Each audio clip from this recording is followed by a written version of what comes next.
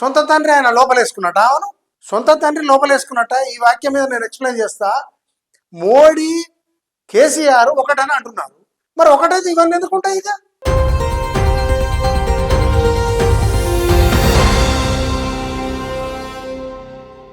నమస్తే, welcome to విశ్వ TV. ముఖ్యంగా తెలిసి చేసినా తెలియక చేసినా ఏ తప్పైనా, ఎందుకంటే ఇంగ్లీష్లో అన్నట్టు మిస్టేక్, ఎర్రర్, అఫెన్స్, క్రైమ్ ఈ పదాలు మనం వింటూ ఉంటాం. ఎక్కడ దాని ఇంటెన్సిటీ ఉంటుంది, ఎందుకంటే ignorance is not a bliss ఇంగ్లీష్లో ఉంది. అంటే తెలియనితనము మనల్ని కాపాడే విధంగా ఉండదు, అదొక వరం కాదు. కానీ తెలియనితనంగా చేసినా తెలిసి చేసినా, ఇప్పుడు ఈరోజు మనం ఎందుకు చెప్తున్న ఈ విషయం అంటే, ఒక చిన్నదని వాళ్ళు అంటున్నారు.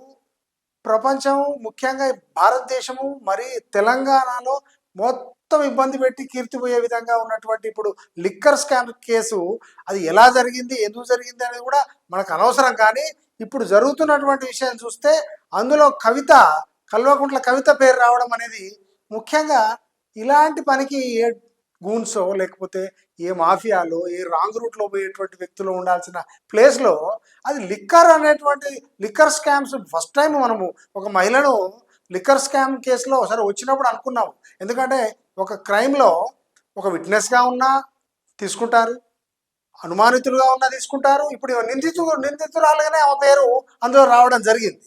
అది కూడా ఎట్లా అంటే కన్ఫెషన్ స్టేట్మెంట్ రామచంద్రన్ పిల్ల ఇచ్చినప్పుడు అప్పుడు క్లారిటీ వచ్చింది. ఏంటంటే ఆ కన్ఫెషన్ స్టేట్మెంట్ అప్రూవర్గా మారినప్పుడు వాళ్ళు తీసుకున్న స్టేట్మెంట్ ఆధారం చేసుకొని ఇంకా మిగతా అసలు పూర్తిగా దీని యొక్క బేస్ చూసుకుంటే, ఇది అతను వీళ్ళొచ్చి ఆ విధంగా ఇన్వాల్వ్ అవుతా అన్నా హజారే తయారు చేసినటువంటి శిష్యుడు యాంటీ కరప్షన్కి ఒక మంచి గుర్తుగా వచ్చినటువంటి అరవింద్ కేజ్రీవాల్ రాష్ట్రంలో 67 మందిని ఇచ్చి 70 మందిలో ఆయనను ముఖ్యమంత్రి చేసిన దగ్గర తను చేస్తున్నటువంటి ఆ యొక్క ఏదైతే ఆ లిక్కర్ యొక్క టెండర్స్ ఉన్నాయో, బయట వాళ్ళు ఈ విధంగా తప్పుగా వచ్చి జాయిన్ అవుతుంటే ఏ విధంగా తీసుకుంటాడు ఆయన? కాబట్టి ఇప్పుడు ఆయన తప్పు చేసిండని నేను అనట్లేదు. ఇలాంటి దానికి ఆధారంగా ఒక సోర్స్ ఇవ్వడం అనేది కూడా తప్పు. ఎందుకంటే ఇప్పుడు అందుకనే సోర్స్ ఇచ్చిన వాళ్ళకు కూడా ఇప్పుడు ఉప ముఖ్యమంత్రి సిసోడియా గారు ఇప్పుడు దాదాపుగా ఆయన కూడా నిందితుడుగా ప్రధాన ఏవన్గా ఏటుగా ఈ విధంగా ఉండడం అనేది చాలా ఆశ్చర్యాన్ని కల్పిస్తుంది. ముఖ్యంగా మనీ లాండరింగ్ యాక్ట్ మనం చూసాము, దాదాపు 10 ఏళ్ళ నుంచి గమనిస్తున్నాము. అది ఎప్పుడైతే వచ్చిందో ₹1 ₹2 కాదు, ఒక మనిషికి చిన్న దెబ్బ అయినా పెద్ద దెబ్బ అయినా గాయమే. ఇప్పుడు చిన్న ముళ్ళు గుచ్చుకుంది, పెద్ద ముళ్ళు, లేకపోతే ఇంత పాయిజన్ అని కాదు, poison, crime is crime. So ఇప్పుడు మనీ లాండరింగ్ యాక్ట్ వచ్చిన తర్వాత ఆనాడు బోన్లో నిలబడి ఏడుస్తూ కరుణానిధి బిడ్డ 2 ఏళ్ళు, డి రాజా 2 ఏళ్ళు, చిదంబరం కూడా వచ్చాడు ఆ లిస్టులోకి.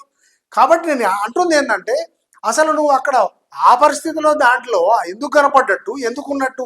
ఇంకా పోతే ఇంకొకటి, సొంత తండ్రి ఆయన లోపలేసుకున్నట్ట. అవును, సొంత తండ్రి లోపలేసుకున్నట్ట. ఈ వాక్యం మీద నేను ఎక్స్ప్లెయిన్ చేస్తా.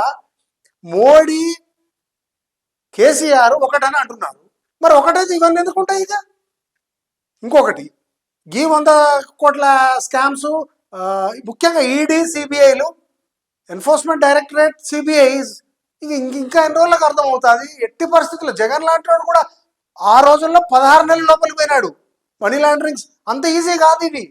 కాకపోతే మనకేమనిపిస్తుంది అంటే, బయట తిరుగుతున్నటువంటి ఈ యొక్క అనుభవం లేక అధికార మదంలో ఏది చేసినా తప్పు లేదు అనేటువంటి ఇప్పటికి కూడా చూస్తుంటాము. 90% ఇంకా కరప్షన్ నడుస్తున్నటువంటి దేశంగా మన ప్రజలు భావిస్తున్నారు. ఎందుకని ఎక్కడ పోయినా అదే ఉంది. ఏ రాజకీయ నాయకుడన్నా క్లీన్గా బయటపడతాడా అంటే 90% అట్లనే ఉన్నారు, పడట్లేదు. ఒక 10% ఉంటే వాళ్ళు రావట్లేదు, మళ్ళీసారి గెలవట్లేదు. గెలుద్దామన్నా వాళ్ళకి డబ్బుతో ప్రమేయంగా ఉన్నటువంటి విషయాలు. కనుక గొప్పగా మనం చెప్పేది ఏం లేదు. ప్రతి వ్యక్తి ప్రతి చోట ఏడ బయట పడతాడో, ఏడ తప్పు చేస్తాడో, మనం చిన్న చిన్న కేసులు కూడా చూస్తున్నాము ఈ రోజుల్లో. రోజు ఒక శాఖలో ఒక ఎంఆర్ఓ అని, ఒక వాటర్ వర్క్స్ పర్సన్ అని, ఒక టౌన్ ప్లానింగ్ అని. సో ఇక మనం ఏ విధంగా చూసినా కూడా అసలు ముఖ్యమైన ఉద్దేశం ఏంటంటే, ఈ కవితమ్మ విట్నెస్గా అని ఫస్ట్ అన్నది కాదు, ఇప్పుడు అనుమానితులుగా ఉన్నాడు కాదు, నిందితురాలుగా జాయిన్ అయిపోయింది. సో నిందితురాలుగా జాయిన్ అయినాక కూడా ఈ లూప్ హోల్ మాటలు, పొద్దుగాల అరెస్ట్ చేయాలి, రాత్రి చేయొద్దు. అరే నువ్వు తప్పు చేసావు, నువ్వు కాపీ కొడుతుంది, నువ్వు 10th క్లాస్లో ఒక కాగితం తీసుకుపోయినావు, నువ్వు జేబులో పెట్టుకుంటేది, వెనక జేబులో పెట్టుకుంటేది, కింద పెట్టుకుంటేది, కేసు ఈజ్ కేసు, రైట్? ఇది ఆల్మోస్ట్ మాల్ ప్రాక్టీస్ కిందకే కదా లెక్క. మాల్ ప్రాక్టీసే అయినప్పుడు నువ్వు పలానా టైం పట్టుకో సార్, నువ్వు అనడం అది కరెక్ట్ కాదు. నువ్వు ఈ టైంలో ఎట్లా పట్టుకుంటావు సార్ నన్ను, ఇంకోటి పరీక్ష అయిపోయినాక ఎట్లా పట్టుకుంటావు, ఎప్పుడు పట్టుకుంటా అనేది ముఖ్యం. నువ్వు పరీక్ష హాల్ నుంచి బయటకు వచ్చే వరకు నీ దగ్గర ఒక స్లిప్ దొరికిందంటే you are copied, you are malpractised. అది అర్థం చేసుకోవాలి. ఇంకోటి, ఇంత బాగా దేశాన్ని బాగు చేద్దామనుకున్న టైంలో మంచి మంచి చట్టాలను తీసుకొచ్చి ఇలాంటి కార్యక్రమాలు చేసుకుంటా ఎట్లా బయటపడదాము? అరెస్టుకు 2.5 ఏళ్ళు పట్టాయి. అంటే ఇప్పుడు మోడీ కేసీఆర్ ఒకటే అయితే ఈ పాటి కొట్టేయాలిగా మరి కేసు. అసలు ఈడీలు ఒకటే మాట్లాడతారు, ఎన్ఫోర్స్మెంట్ డైరెక్టరేట్లు, సిబిఐలు, ఇవే కాదు ఆర్మడ్ ఫోర్సెస్ ఏవి కూడా వాళ్ళ చేతిలో ఉండవు. కారణం ఏంటంటే దేశ భద్రతకు, దేశం యొక్క గొప్పతనం ముందలు పోవాలంటే ఎవరెవరి చేతిలోకి ఆ స్థాయిలో రారు. ఇప్పుడు మన ఇంట్లో బిజినెస్ పెడితేనే కావాలని కొడుకని మనం ఫ్రీగా ఇచ్చామనుకో, 1,00,000 రూపాయలు జీతం ఇచ్చుకుంటా నువ్వు ఎంజాయ్ చేయాలంటే బిజినెస్ నడుస్తుందా? కొలాప్స్. కాబట్టి ఆ స్థాయిలో మనం ఆలోచించాలి. ఈరోజు అసలు జరుగుతున్నటువంటి విషయం చూస్తే ఇంకా అందరికీ ఒక ఇది ప్రజలు అనుకుంటున్నారు ఏమనంటే, అందరు జాగ్రత్తగా ఉండరు, దేశం మంచి కోసం పాటుపడుర్రి, ఇప్పుడిప్పుడే అవకాశం వచ్చింది కదా అని ఏ స్థాయిలో ఆ స్థాయిలో బ్యూరోక్రాట్స్ ఏమంటాడు, రాజకీయ వ్యవస్థ ఇలా ఉండడం వల్ల నేను కరప్టెడ్ అవుతున్నా అని. కాదు, ఇప్పుడు నువ్వు కరెక్ట్గా ఉంటే, ఎందుకంటే every minute, every paper, every authentication, every counter సిగ్నేచర్కు మీరు అడ్డుపడండి. ఏ విధంగా మంచిదైతేనే చేయండి. ఎందుకంటే ప్రజలు కోరుకుంటుంది ఏంటంటే, 2 వ్యవస్థలు ఎట్లా ఉన్నాడు, వలపడతాపడి ఎద్దు లేకుంటాయి. ఏది మన పొలం దుంతాప్పుడు ఒక ఎద్దు సహకరించకపోతే ఇంకో ఎద్దు పక్క పోతుంది. అట్లనే ఇప్పుడు ఏదైతే మనం ఈ వ్యవస్థ నడుపుతున్నామో, ఒక్కనాడు వచ్చిపోతాడు ఆయన, 5 ఏళ్ళు ఉంటాడు, 10 ఏళ్ళు ఉంటాడు, ఒక ప్రధానమంత్రి, ఒక ముఖ్యమంత్రి అలా వస్తాడు పోతాడు. కానీ వ్యవస్థను మనం పాడు చేసుకొని ప్రతి దాంట్లో 4 రూపాయలు ఎట్లా దొంగతనంగా సంపాదిద్దాము, లంగదనంగా పనిచేద్దాము అనేటువంటి ఈ మైండ్ సెట్ ఏదైతే ఉందో, దీనివల్ల ఈరోజు ఈ పరిణామాలు వస్తున్నాయి. ఎందుకంటే 320 కోట్లే కదా అని ఒక ఆయన అనుకుంటే, లేకపోతే 100 కోట్లే కదా అనుకుంటే, ఇక్కడ కోట్ల సమస్య కాదు. మీకు మొదట్లో చెప్పినట్టు this is not the element matter, the reason. ఎందుకంటే ఇప్పుడు ఎలా కొట్టావనేది ముఖ్యం కాదు, కొట్టినవా లేదా అంతే. అది నోనా అన్నోనా, తెలిసి చేసినా తెలియక చేసినా కొన్ని ఉంటాయి. వాటిని ఏమంటాం మనం ఇంగ్లీష్లో? మిస్టేక్ అంటాం. ఒకవేళ తెలిసినాక చేస్తే అఫెన్స్ అంటాం. ఇంకా అవతలవాడు బాధపడ్డట్టు చేస్తే క్రైమ్ అంటాం. ఇక ఎవరు చేసినా పట్టించుకోకపోతే సిన్, అది భగవంతుడు చూసుకుంటాడు. So sin, crime, offence, mistake, ఇంకా చిన్న చిన్న వ్యక్తి క్లర్క్ కూర్చొని చేసిందంటే ఎర్రర్. సో ఎర్రర్ నుంచి మొదలు పెడితే సిన్ వరకు మనిషి తన యొక్క విచక్షణతో పనిచేసుకొని పోతే అటు రాజ్యం కానీ, వ్యక్తి కానీ, చిన్నవాడైనా, లో క్లాస్ అయినా, మిడిల్ క్లాస్ అయినా, అసలు ఏ క్లాస్ అయినా తర్వాత ముందు క్లాస్ లేని జీవితాలు ఎందుకు?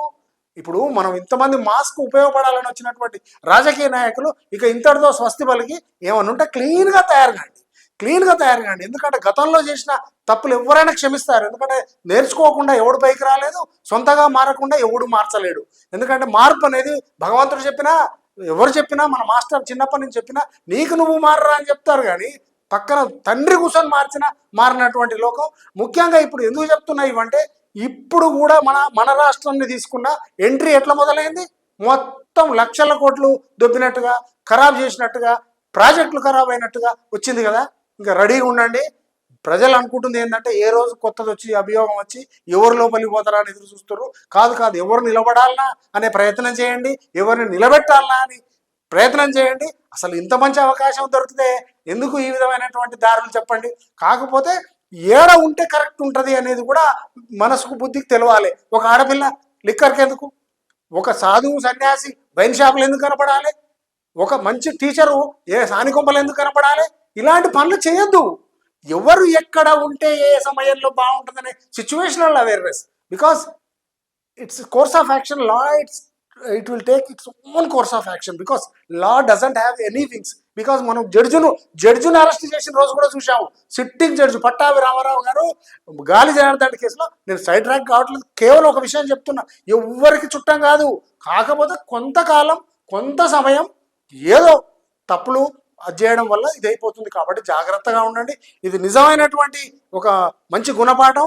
ఇలాంటిది ఎప్పుడు జరగకూడదు. సరే, ఎంత జరిగింది జరగలేదు అనేది ఆ చట్టం న్యాయం చూసుకుంటుంది, మేము అందులో ఇన్వాల్వ్ కాలేము. కానీ ప్రజలకు మాత్రం సరైనటువంటి అవగాహన, నిన్నమటి వరకు గొప్పగా కనపడి సేవ చేసినటువంటి పార్టీలు, ప్రజానాయకులు ఈ విధంగా కనపడడం చాలా హేయంగా ఉంది.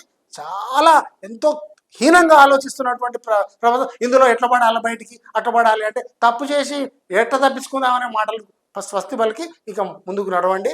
చాలా జాగ్రత్తగా పరిపాలన చేయండి.